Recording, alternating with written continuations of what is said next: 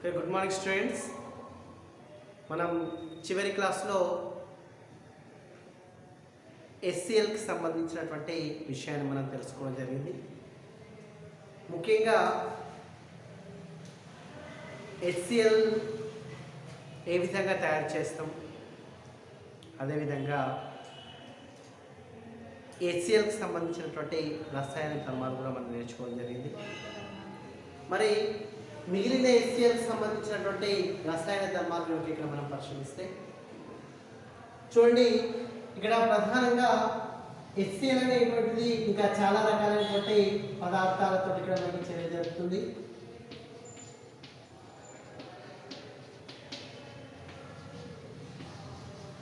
ముందుగా మనం Na2S అంటే సోడియం సల్ఫైడ్ ఇక్కడ మనం. మరి ఈ సోడియం సల్ఫైడ్కు HCl హైడ్రోక్లోరిక్ ఆమ్లాన్ని కలిపి చేసేస్తే, ఓకే, HCl హైడ్రోక్లోరిక్ ఆమ్లం కలిపి చేసేస్తే ఈ చర్యలో ఏర్పడేటువంటి ముఖ్యమైనటువంటి కాంపౌండ్ ఏంటంటే Na2Cl అంటే 2NaCl సోడియం క్లోరైడ్తో పాటు 2H2S హైడ్రోజన్ సల్ఫైడ్ అనేటువంటి, ఓకే, H2S హైడ్రోజన్ సల్ఫైడ్ అనేటువంటిది మనకి ఈ చర్యలో ఏర్పడేటువంటి అవకాశం. అంటే ఈ విధంగా సోడియం సల్ఫైడ్, ఈ సోడియం సల్ఫైడ్కు HCl హైడ్రోక్లోరిక్ ఆమ్లాన్ని కలిపి చర్య జరిపితే సోడియం క్లోరైడ్తో పాటు మనకి ఇది H2S హైడ్రోజన్ సల్ఫైడ్ అనేటువంటి. అంతేకాకుండా చూడండి, ఐరన్ ఫెర్రస్ తోటి కూడా ఇక్కడ మనకి ఐరన్తో కూడా ఇక్కడ చర్య జరిపేటువంటి తత్వం కలిగి ఉంటుందండి. మరి ఈ ఐరన్కి మనం HCl హైడ్రోక్లోరిక్ ఆమ్లాన్ని కలిపి చర్య జరుపుదాం. హైడ్రోక్లోరిక్ ఆమ్లాన్ని కనుక కలిపి చర్య జరిపితే ఈ చర్యలో మనకి FeCl2తో పాటు H2 హైడ్రోజన్ అనేటువంటి మనకి ఏర్పడుతుంది.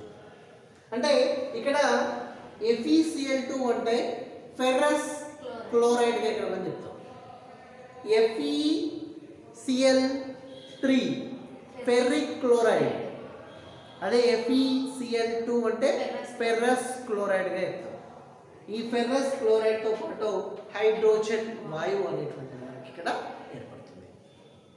ఓకే, ఈ విధంగా ఫెర్రస్ ఐరన్ను తీసుకొని HCl హైడ్రోక్లోరిక్ ఆమ్లాన్ని కలిపి చర్య జరిపితే ఈ చర్యలో ఫెర్రస్ క్లోరైడ్ FeCl2తో పాటు హైడ్రోజన్ ఏర్పడుతుంది.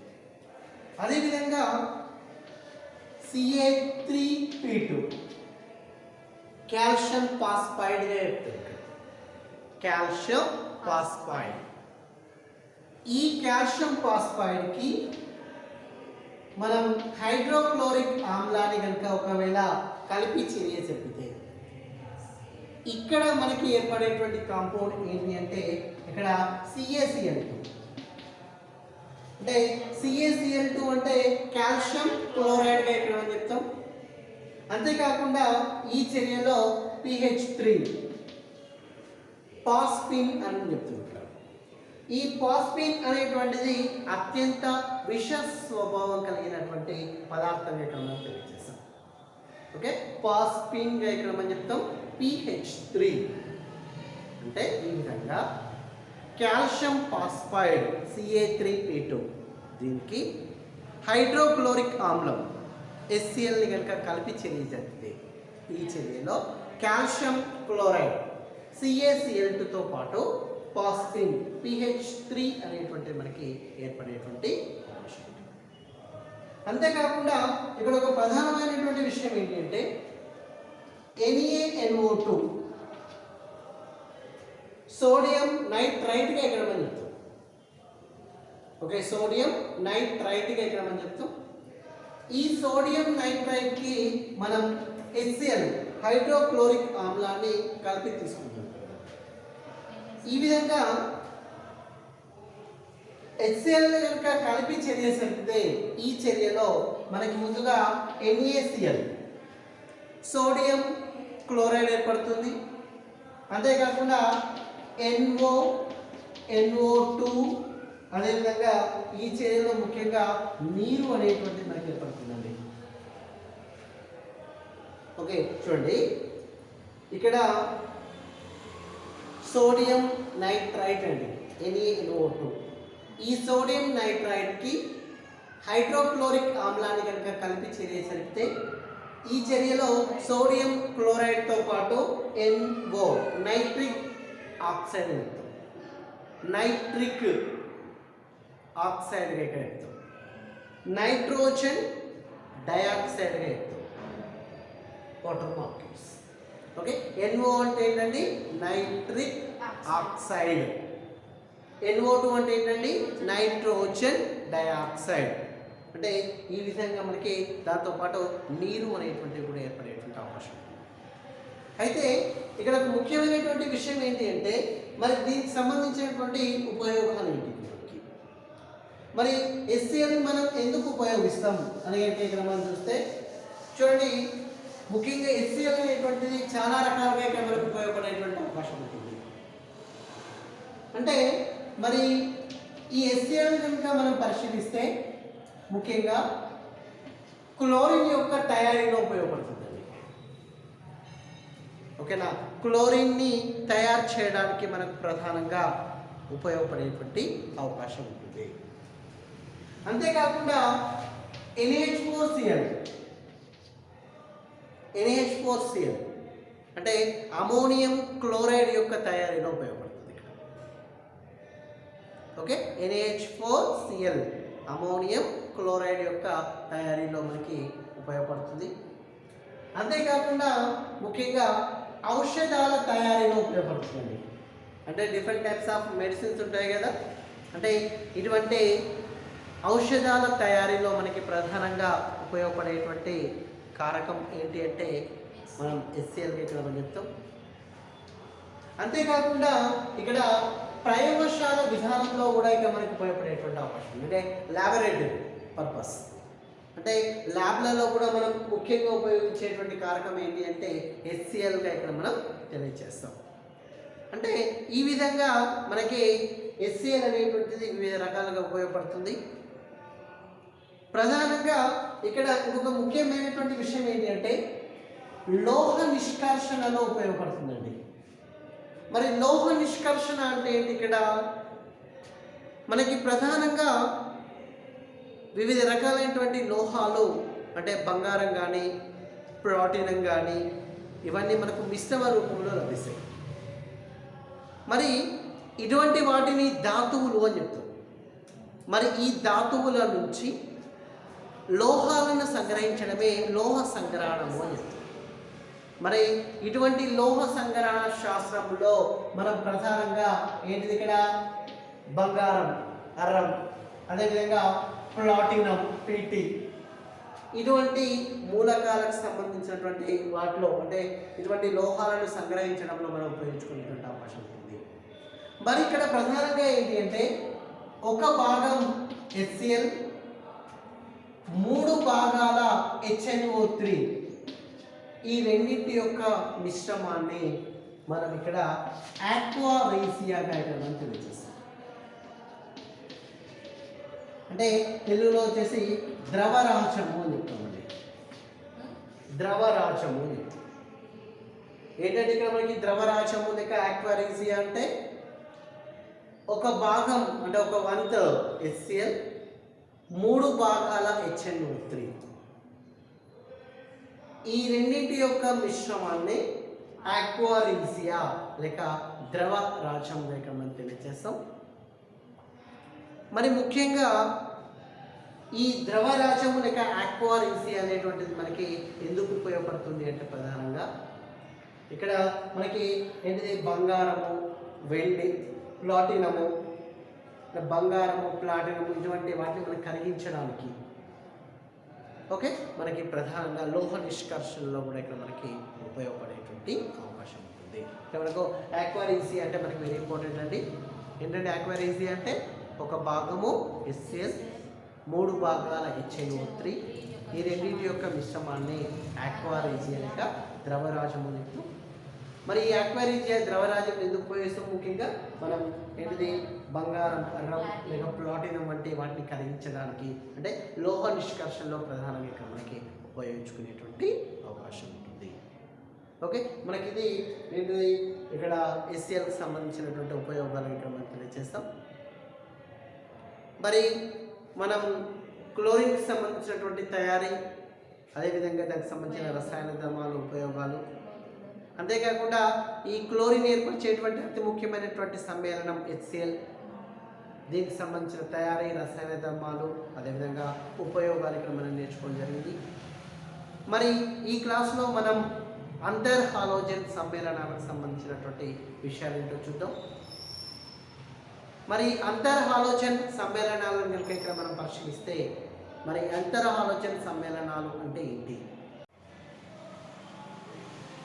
ఓకే, అంతర్ హాలోజన్ సమ్మేళనాలు మనం ముఖ్యంగా ఈ హాలోజన్లు అనేటువంటివి అంతర్ హాలోజన్ సమ్మేళనాలను ఇక్కడ ఏర్పరిచేటువంటి అవకాశం ఉంటుంది.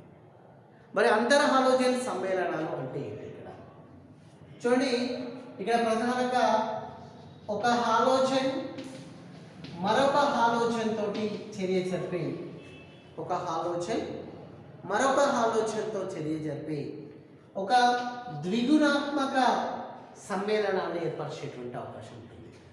ఆ ద్విగుణాత్మక సమ్మేళనాన్ని అంతర్ హాలోజన్ సమ్మేళనాన్ని చెప్తాం. అంటే మొత్తం మీద 2 హాలోజన్ల ద్వారా ఏర్పడేటువంటి సమ్మేళనాలే అంతర్ హాలోజన్ సమ్మేళనాలు మనం తెలియజేస్తాం. చూడండి, ఇక మనకి హాలోజన్ కనుక ఇక్కడ మనం పరిశీలిస్తే ఏంటంటే ఇక్కడ ఫ్లోరిన్, క్లోరిన్, బ్రోమిన్, అయోడిన్ ఇవి మనకు హాలోజన్లుగా ఇక్కడ మనం పరిగణించడం జరుగుతుంది. మరి వీటికి చాలా రకాలైనటువంటి ఉదాహరణలు మనకి ఇవ్వచ్చు.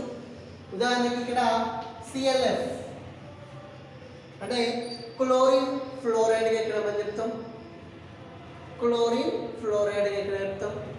అదేవిధంగా ClF3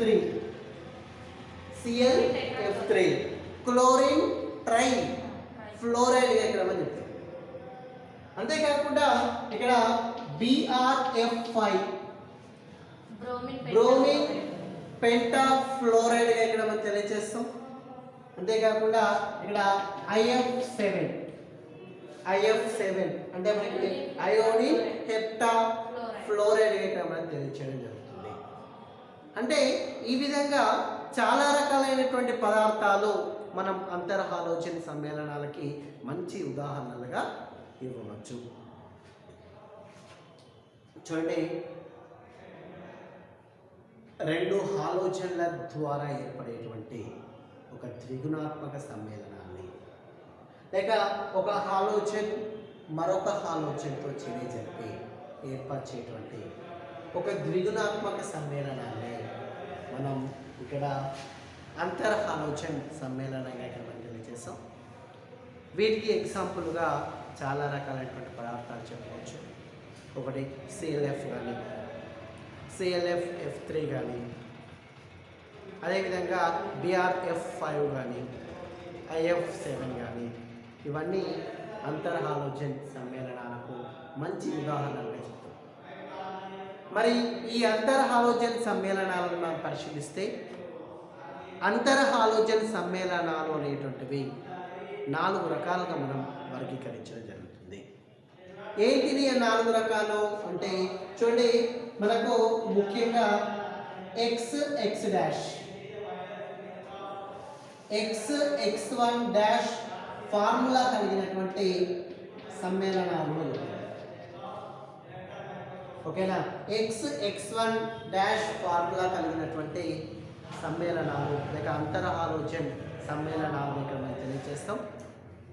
ఇక్కడ ముఖ్యంగా కనుక ఇక్కడ మనం పరిశీలిస్తే ClF ఒక మంచి ఉదాహరణగా ఇక్కడ మనం తెలియజేయడం జరుగుతుంది. అయితే ఒక ప్రధానమైనటువంటి విషయం ఏంటి అంటే చూడండి, ఇక్కడ X అనేటువంటిది ఏదైతే ఉంటుందో తక్కువ రుణ విద్యుదాత్మకత కలిగినటువంటి మూలం. మరి ఎక్స్ డాష్ అనేటువంటిది ఎక్కువ రుణ విద్యుదాత్మకత మూలకం అనేటువంటి తెలియజేస్తుంది. ఓకే, మనకి ఇక్కడ ఎక్స్ అనేటువంటిది ఏంటండి తక్కువ రుణ విద్యుదాత్మకత కలిగినటువంటి మూలకంగా చెప్తాం. అదేవిధంగా మరి ఎక్స్ డాష్ అనేటువంటిది ఎక్కువ రుణ విద్యుదాత్మకత కలిగినటువంటి మూలకంగా ఇక్కడ మనం తెలియజేస్తాం. మరి ఇక్కడ మనకు ఉదాహరణ ఇక్కడ మనం తెలుసుకున్నాం సిఎల్ఎఫ్ క్లోరిన్ ఫ్లోరైడ్ అని చెప్తున్నాం. మరి దీంట్లో క్లోరిన్ తక్కువ రుణ విద్యుదాత్మకత కలిగి ఉంటుంది, ఫ్లోరిన్కి అత్యధికంగా రుణ విద్యుదాత్మకత కలిగి ఉంటుంది. అంతేకాకుండా రెండో వర్గీకరణ మనం పరిశీలిస్తే X3 ఫార్ములా కలిగినటువంటి సమ్మేళనాలు అని చెప్తామండి. ఓకే, X3 ఫార్ములా కలిగినటువంటి సమ్మేళనాలు ఇక్కడ మనం తెలియజేస్తాం. మరి ఇక్కడ ప్రధానంగా ఏంటి అంటే దీనికి ఎగ్జాంపుల్గా ClF3 కానీ లేక BrF3 కానీ మనం మంచి ఉదాహరణలు ఇక్కడ మనం తెలియజేస్తాం.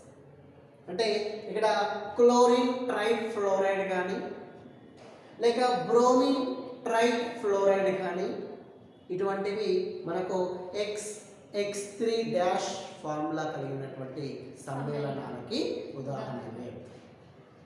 అదేవిధంగా మనకి మూడవది కనుక ఇక్కడ మనం చూస్తే X5 ఫార్ములా కలిగినటువంటి సమ్మేళనాలు ఇక్కడ మనం తెలియజేస్తాం. ఓకే, మూడవది ఏంటండి X5 ఫార్ములా కలిగినటువంటి సమ్మేళనంగా ఇక్కడ మనం చెప్తాం. మరి దీనికి మంచి ఎగ్జాంపుల్గా BrF5 ఇక్కడ మనం చెప్తాం. అంటే బ్రోమిన్ పెంటాఫ్లోరైడ్ అనేటువంటి ఒక మంచి ఉదాహరణ ఇక్కడ మనం తెలియజేస్తాం. అదేవిధంగా మరి నాలుగవది కనుక ఇక్కడ మనం పరిశీలిస్తే చూడండి ఇక్కడ X7 ఫార్ములా కలిగినటువంటి సమ్మేళనాన్ని ఇక్కడ మనం తెలియజేస్తాం. మరి దీనికి మంచి ఉదాహరణగా IF7 మనం చెప్తాం. ఓకే, అంటే ఈ విధంగా మనం అంతర్ ఆలోచన సమ్మేళనాలను 4 రకాలుగా ఇక్కడ మనం వర్గీకరించడం జరుగుతుంది. ఒకటి X1 ఫార్ములా, రెండవది X3 ఫార్ములా కలిగినటువంటివి, మూడవది X5 ఫార్ములా కలిగినటువంటివి, నాలుగవది X7 ఫార్ములా కలిగినటువంటివి. మరి వీటిని కనుక ఇక్కడ మనం పరిశీలిస్తే మరి వీటిని ఏ విధంగా ఇక్కడ మనం తయారు చేయడం జరుగుతుంది. సపోజ్ ఫర్ ఎగ్జాంపుల్ మనం ముందుగా ఇక్కడ ClFకి సంబంధించినటువంటి తయారీ ఇక్కడ మనం చూద్దాం. ఇక్కడ క్లోరిన్ని కనుక ఇక్కడ మనం తీసుకొని దానికి ఫ్లోరిన్ని కలిపి ఇక్కడ 523 కెల్విన్ల ఉష్ణోగ్రత వద్ద కనుక మనం వేడి చేస్తే అప్పుడు ఇక్కడ మనకి ఏర్పడేటువంటి కాంపౌండ్ ఏంటి అంటే ClF ఇక్కడ మనం చెప్తాం. అంటే క్లోరిన్ ఫ్లోరైడ్గా ఇక్కడ మనం చెప్పడం జరుగుతుందండి. ఓకే, ఏంటంటే ఇక్కడ క్లోరిన్కి మనం ఫ్లోరిన్ని కలిపి 523 కెల్విన్ల ఉష్ణోగ్రత వద్ద కనుక మనం చర్య జరిపితే ఈ చర్యలో క్లోరిన్ ఫ్లోరైడ్ అనేటువంటిది మనకి ఏర్పడుతుందండి. అంతేకాకుండా మన ClF3 కానీ లేక BrF3 కానీ ఏ విధంగా ఇక్కడ మనం తయారు చేస్తాం. అదే క్లోరిన్కి మనం ఫ్లోరిన్ని కనుక కలిపి చర్య జరిపి ఏంటంటే క్లోరిన్కి ఫ్లోరిన్ని కలిపి మనం ఒకవేళ వేడి చేస్తే ఈ చర్యలో మనకి ఇక్కడ ఏర్పడేటువంటి కాంపౌండ్ ఏంటి అంటే ClF3 అనేటువంటి ఏర్పడుతుంది. ఓకే, క్లోరిన్ ట్రై ఫ్లోరైడ్ 3 ఉన్నాయి కదా మనకి ఫ్లోరిన్స్, ట్రై ఫ్లోరైడ్. మరి సేమ్ టు సేమ్ ఇక్కడ కూడా బ్రోమిన్ ట్రై ఫ్లోరైడ్ కూడా మనం ఈ విధంగా తయారు చేయడం జరుగుతుంది. అంటే బ్రోమిన్కి ఫ్లోరిన్ కనుక కలిపి వేడి చేస్తే కూడా అక్కడ మనకు BrF3 అనేటువంటిది మనకి ఏర్పడేటువంటి అవకాశం ఉంది. మరి BrF5 ఇక్కడ సింపుల్గా ఏంటి అంటే BrF3 అంటే బోరాన్ బ్రోమియం ట్రైఫ్లోరైడ్ అని చెప్తాం. ఈ బ్రోమియం ట్రైఫ్లోరైడ్కి మనం ఫ్లోరిన్ని కనుక కలిపి చర్య జరిపితే ఈ చర్యలో మనకి BrF5 అనేటువంటి ఏర్పడుతుందండి. ఓకే, అంటే బ్రోమిన్ ట్రైఫ్లోరైడ్కి ఫ్లోరిన్ని కనుక కలిపి మనం వేడి చేస్తే ఈ చర్యలో బ్రోమిన్ పెంటాఫ్లోరైడ్ అనేటువంటిది మనకి ఏర్పడేటువంటి అవకాశం ఉంది. అదేవిధంగా మరి సపోజ్ అయోడిన్ మనం తీసుకుందాం. ఈ అయోడిన్ తీసుకొని మనం F2 ఫ్లోరిన్ని కనుక కలిపి మనం చర్య జరిపితే ఈ చర్యలో IF7 అయోడిన్ హెప్టాఫ్లోరైడ్ అనేటువంటిది మనకి ఏర్పడుతుంది. ఓకే, అంటే ఈ విధంగా మనం చాలా రకాలైనటువంటి అంతర్ హాలోజన్ సమ్మేళనాలను మనం తయారు చేయవచ్చు.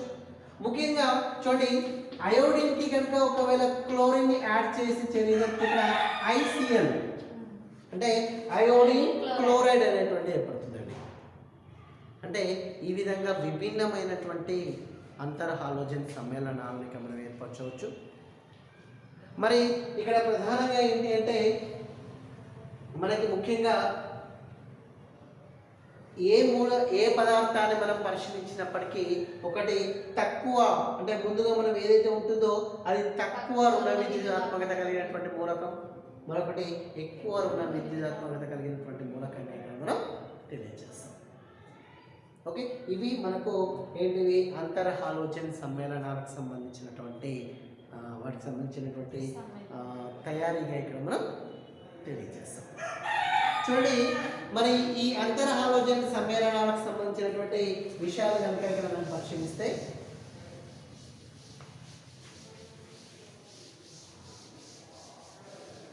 మనం దీంట్లో కొన్ని పదార్థాలకు సంబంధించినటువంటి నిర్మాణాలను ఇక్కడ మనం పరిశీలిద్దాం. సర్వసాధారణంగా ఇక్కడ మనకి X3' ఫార్ములా కలిగినటువంటి సమ్మేళనాలకు చాలా రకాలైనటువంటి పదార్థాలు మనం ఉదాహరణ ఇవ్వచ్చు. మరి ముఖ్యంగా ఇక్కడ ClF3 కానీ లేక BrF3 కానీ ఈ విధంగా చాలా రకాలైనటువంటి పదార్థాలు మనం ఉదాహరణగా ఇక్కడ మనం చెప్తాం. మరి ఇటువంటి సమ్మేళనాలు ఏ రకమైనటువంటి నిర్మాణాన్ని ఇక్కడ కలిగి ఉండేటువంటి అవకాశం ఉంటుంది అంటే ముఖ్యంగా చూడండి, సపోజ్ మనం ClF3కి సంబంధించినటువంటి నిర్మాణాన్ని మనం పరిశీలిద్దాం. మరి ఈ ClF3కి సంబంధించినటువంటి దాంట్లో పరిశీలిస్తే దీనిలో మధ్యస్థ పరమాణువు మనకి క్లోరిన్ మనం తెలియజేస్తాం. ఓకేనా, దీంట్లో మనకి మధ్యస్థ పరమాణువు క్లోరిన్ ఇక్కడ మనం చెప్తాం. మరి క్లోరిన్కి సంబంధించినటువంటి పరమాణు సంఖ్య మనం పరిశీలిస్తే 17. మరి దీనికి సంబంధించినటువంటి భూస్థాయి ఎలక్ట్రాన్ విన్యాసం లేక చివరి కక్ష ఎలక్ట్రాన్ విన్యాసం చూడండి, మనకి ఇక్కడ 1s2 2s2 2p6 ఇక్కడ మనం చెప్తాం. అదేవిధంగా ఇక్కడ 3s2 3p5 ఇక్కడ మనం తెలియజేస్తాం. మనం ఇంకొక విధంగా 3d0 కూడా ఇక్కడ మనం తెలియచేయవచ్చండి. ఎందుకంటే మనకు 3d ఆర్బిటల్ కూడా ఉంటుంది కదా, సో 3d0 ఇక్కడ మనం చెప్తాం. మరి ఇక్కడ 3s2 3p5 3d0 అనేటువంటిది బాహ్య కక్ష లేక చివరి కక్ష ఎలక్ట్రాన్ విన్యాసంగా ఇక్కడ మనం చెప్తాం. మరి దానికి సంబంధించిన భూస్థాయి ఎలక్ట్రాన్ విన్యాసం అంటే ఇక మనకు చూడండి 3s2 దీన్ని మనం విభజిస్తే 3px2 అవుతుంది, 3py2 అవుతుంది, 3pz1 అవుతుందండి. అంటే p ఆర్బిటాల్లో అంటే px ఆర్బిటాల్లో 2, py ఆర్బిటాల్లో 2, pz ఆర్బిటాల్లో ఒకే ఎలక్ట్రాన్. అదేవిధంగా 3d0 ఇక్కడ చెప్తాం. మరి దీన్ని మనం ఆర్బిటాల పరంగా కనుక రాస్తే చూడండి, మనకి 3s ఆర్బిటాల్ దీంట్లో మనకి 2 ఎలక్ట్రాన్లు, 3p ఆర్బిటాల్ మనం పరిశీలిస్తే మనకి px లో 2, pyలో రెండో pzలో ఒకే ఒక ఎలక్ట్రాన్ ఉంటుంది. మరి ఇక్కడ 3d విషయానికి వస్తే 3dలో ఎటువంటి ఎలక్ట్రాన్ అనేటువంటివి లేవు ఇక్కడ. ఓకే, అయితే మరి ఇక్కడ దీన్ని మనం పరిశీలిస్తే మరి ClF3 అనేటువంటిది ఏ విధంగా ఏర్పడుతుంది చూడండి. ఇక్కడ మనకు 3 ఫ్లోరిన్ పరమాణువులు అనేటువంటి కలిగి ఉన్నాయి. ప్రతి ఫ్లోరిన్లో ఒక ఒంటరి ఎలక్ట్రాన్ అనేటువంటి ఉంటుంది. ఓకే, ఒక ఒంటరి ఎలక్ట్రాన్ అనేటువంటి. మరి 3 ఫ్లోరిన్లలో 3 ఒంటరి ఎలక్ట్రాన్లు అనేటువంటివి కలిగి ఉన్నాయి. ఓకేనా, 3 ఫ్లోరిన్లలో 3 ఒంటరి ఎలక్ట్రాన్లు అనేటువంటివి కలిగి ఉంటాయి. మరి ఇక్కడ క్లోరిన్ సంబంధించినటువంటి భూస్థాయిని మనం పరిశీలిస్తే ఒకే ఒక ఒంటరి ఎలక్ట్రాన్ ఉంది. మరి ఇటువంటి సందర్భంలో క్లోరిన్కి ఉద్రిక్త స్థాయి అనేటువంటిది అవసరం. మరి ఉద్రిక్త స్థాయిలో ఏమవుతుంది, తక్కువ శక్తి స్థాయి కలిగినటువంటి ఆర్బిటాల్లో ఉండేటువంటి ఒక ఎలక్ట్రాన్ ఎక్కువ శక్తి స్థాయిలోకి వెళ్ళేటువంటి అవకాశం ఉంటుంది. మరి అప్పుడు దాన్ని ఏం చెప్తాము, ఇక్కడ ఉద్రిక్త స్థాయి లేక ఉద్రిక్త స్థితిగా ఇక్కడ మనం చెప్తాం. మరి ఈ ఉద్రిక్త స్థితిలో మనకి 3s ఆర్బిటాల్లో 2 ఎలక్ట్రాన్లు అదే విధంగా ఉంటాయి. అదేవిధంగా మనకి 3p విషయానికి వస్తే యాజ్ ఇట్ ఈస్ గా మనకి చూడండి ఇందులో ఒక ఎలక్ట్రాన్ ఉంది. 3d విషయానికి వస్తే మనకి ఇక్కడ 0 అని ఆల్రెడీ మనం చెప్పుకున్నాం. చూడండి ఆల్రెడీ మనకి దీనిలో ఒక ఎలక్ట్రాన్ ఉంది కదా. అయితే ఈ 3pyలో ఉండేటువంటి ఒక ఎలక్ట్రాన్, ఈ 3pyలో ఉండేటువంటి ఒక ఎలక్ట్రాన్ ఏదైతే ఉంటుందో అది 3dలోకి వెళ్తుంది. ఓకే, అంటే తక్కువ శక్తి స్థాయి కలిగినటువంటి కక్ష నుంచి ఎక్కువ శక్తి స్థాయి కలిగినటువంటి ఆర్బిటాలలోకి ఎలక్ట్రాన్లు అనేటువంటివి ప్రవేశించేటువంటి అవకాశం ఉంటుంది. మరి దీన్ని ఇక్కడ ఏం చెప్తామంటే మొదటి ఉద్రిక్త స్థితి, అంటే ఒకే ఎలక్ట్రాన్ వెళ్ళింది కదా, ఒకే ఎలక్ట్రాన్ జంప్ అయింది కాబట్టి మొదటి ఉద్రిక్త స్థితి. ఒక మరొక ఎలక్ట్రాన్ జంప్ అయితే రెండవ ఉద్రిక్త స్థితి అని చెప్తాం. అంటే ఈ విధంగా మొదటి ఉద్రిక్త స్థితిలో ఈ 3p ఆర్బిటాల్లో ఉండేటువంటి ఎలక్ట్రాన్ 3dలోకి వెళ్ళింది. మరి ఇటువంటి సందర్భంలో ఉద్రిక్త స్థాయిలో 3 ఒంటరి ఎలక్ట్రాన్లు అనేటువంటి కలిగింది. అయితే ఈ క్లోరిన్ యొక్క ఉద్రిక్త స్థాయిలో ఉండేటువంటి 3 ఒంటరి ఎలక్ట్రాన్లు 3 ఫ్లోరిన్లలో ఉండేటువంటి 3 ఒంటరి ఎలక్ట్రాన్లతో బంధం అనేటువంటి ఏర్పడి మనకు ClF3 అనేటువంటి ఏర్పడేటువంటి అవకాశం ఉంటుందమ్మా. మరి చూడండి ఒక ఎలక్ట్రాన్ దీనిలోకి వచ్చేస్తుంది, మరొక ఎలక్ట్రాన్ దీనిలోకి వచ్చేస్తుంది, మరొక ఎలక్ట్రాన్ దీనిలోకి వచ్చేస్తుంది. అంటే ఈ 3 ఒంటరి ఎలక్ట్రాన్లు మరొక 3 ఒంటరి ఎలక్ట్రాన్లతో ఇక్కడ బంధాన్ని ఏర్పరచుకునేటువంటి అవకాశం ఉంటుంది. మరి ఇటువంటి సందర్భంలో ఈ సమ్మేళనానికి సంబంధించినటువంటి సంకరీకరణం ఏ విధంగా ఉంటుంది అంటే sp3d1 అనేటువంటి సంకరీకరణం. ఓకే, ఇక్కడ S అనేటువంటి ఒకటి మనకి p3 కదా, d1. ఓకే, sp3d1 సంకరీకరణాన్ని ఇక్కడ మనకి కలిగి ఉండేటువంటి అవకాశం ఉంటుంది. మరి చూడండి దీంట్లో బంధ జంటలు ఒంటరి జంటలు అనేటువంటివి కూడా కలిగి ఉంటాయి. మరి బంధంలో పాల్గొంటే అవి బంధ జంటలు, బంధంలో పాల్గొనకపోతే అవి ఒంటరి జంటలుగా ఇక్కడ మనం చెప్తాం. మరి చూడండి ఇప్పుడు ఈ 3 జంటలు బంధంలో పాల్గొనేవి కానీ ఈ 2 జంటలు బంధంలో పాల్గొనలేవు. సో ఈ 2 జంటలు బంధంలో పాల్గొనలే కాబట్టి ఈ 2 జంటలను ఒంటరి జంటలుగా ఇక్కడ మనం చెప్తాం. మరి ఈ 3 జంటలు బంధంలో పాల్గొన్నాయి కాబట్టి బంధ జంటలుగా ఇక్కడ మనం చెప్తాం. అంటే ఈ విధంగా బంధ జంటలు 3, ఒంటరి జంటలు 2గా ఇక్కడ మనం చెప్తాం. మరి చూడండి దీంట్లో బంధ జంటలు ఒంటరి జంటలు అనేటువంటివి 2 ఉన్నాయి కాబట్టి దీంట్లో వికర్షణ అనేటువంటి కాస్త ఎక్కువగా ఉంటుంది. మనకి వెస్పర్ సిద్ధాంతం చెప్తుంది. వెస్పర్ సిద్ధాంతం ఏం తెలియజేస్తుంది, ఇక్కడ ఎప్పుడైతే వికర్షణ అనేటువంటిది ఎక్కువగా ఉంటుందో అటువంటి సందర్భంలో బంధ కోణం అనేటువంటి తగ్గిపోతుంది అనే విషయం. అంటే వికర్షణ అనేటువంటిది ఏ విధంగా ఉంటుంది, ఇక్కడ బంధ జంటకు మధ్య వికర్షణ, ఒంటరి జంటకు మధ్య వికర్షణ, ఒంటరి జంటకు బంధ జంటకు మధ్య వికర్షణ. ఓకేనా? ఈ రెండు మనకు ఒంటరి జంటలు అనేటువంటి విషయం తెలుసు, ఈ మూడు బంధ జంటలు అనేటువంటి విషయం తెలుసు కదా.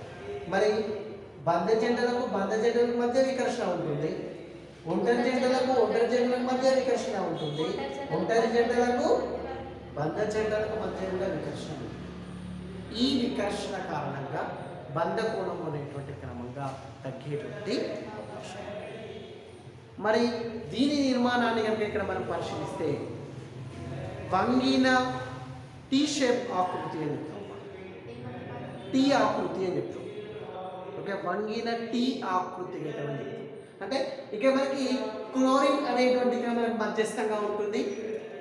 మరి దీనికి ఇక్కడ ఒక ఫ్లోరిన్, ఇక్కడ ఒక ఫ్లోరిన్, అంటే ఏ షేప్లో ఉంది? టీ షేప్లో. ఓకేనా? అంతేకాకుండా ఇక్కడ మనకి ఎన్ని ఒంటరి జంటలు అండి? 2 ఒంటరి జంటలు. ఈ 2 ఒంటరి జంటలు మనం ఈ విధంగా ఇక్కడ చూపించడం జరుగుతుందండి. ఓకే, అంటే ఈ విధంగా మనకి టీ ఆకృతి, టీ షేప్ లేక వంగిన టీ షేప్ ఆకృతిని కలిగి ఉండి మనకు ఇక్కడ 2 ఒంటరి జంటలను ఇక్కడ కలిగి ఉంటుంది. అదేవిధంగా ఇక్కడ 3 బంధ జంటలను ఇక్కడ కలిగి ఉండేటువంటి అవకాశం ఉంటుంది. అదేవిధంగా యాస్టీస్గా BrF3 కూడా మనకి యాస్టీస్గా ఇటువంటి నిర్మాణాన్ని కలిగి ఉంటుంది. మరి దీన్ని మనం పరిశీలిస్తే బ్రోమిన్ మనకి మధ్యస్థంగా ఉండి మనకి యాస్టీస్గా ఇది కూడా మనకి 2 ఒంటరి జంటలను ఇక్కడ మనకి కలిగి ఉండి ఇక టీషర్ట్ బెంట్ టీషర్ట్ ఆకృతి కలిగి ఉంటుంది అనేటువంటి విషయాన్ని ఇక్కడ మనం చెప్తాం. సో తర్వాతి విషయాలు మనం తర్వాతి క్లాస్లో మనం నేర్చుకుందాం. ఓకే.